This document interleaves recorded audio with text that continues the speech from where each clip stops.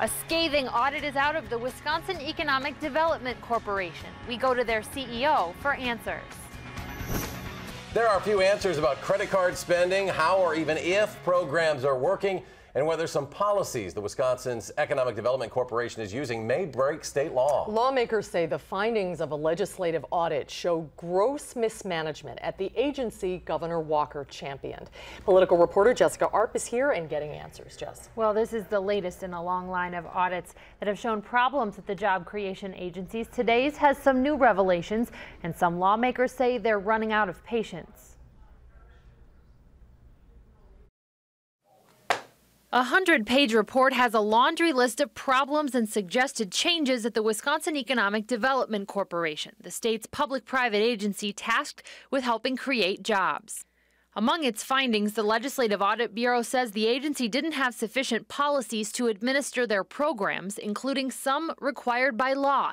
Funding was given to ineligible companies and projects and above specified limits, and that WEDC employees were making credit card purchases they didn't explain, including Badger tickets and iTunes gift cards. I think we were aware of all these issues. WEDC CEO Reed Hall, who joined the agency in November, says because of prior audits, the agency is already making changes. Generally, we agree with the Legislative Audit Bureau report as a picture of a previous time in our history. But he also doesn't think the agency was ignoring state law. I think their suggestion that we're violating the statute is subject to interpretation. We don't agree with that.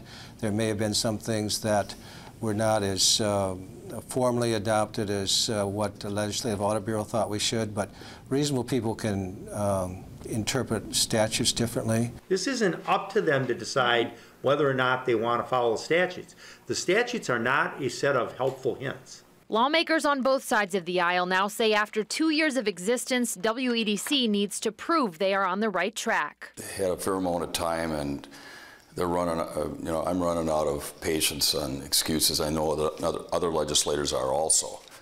So they may have fixed all these things in recent months, but until we actually see the proof of that, we won't know. I'm saying I would give them one more year. I would have an audit done next year. And if these serious problems are not cleared up, then I think it's time to abandon this experiment.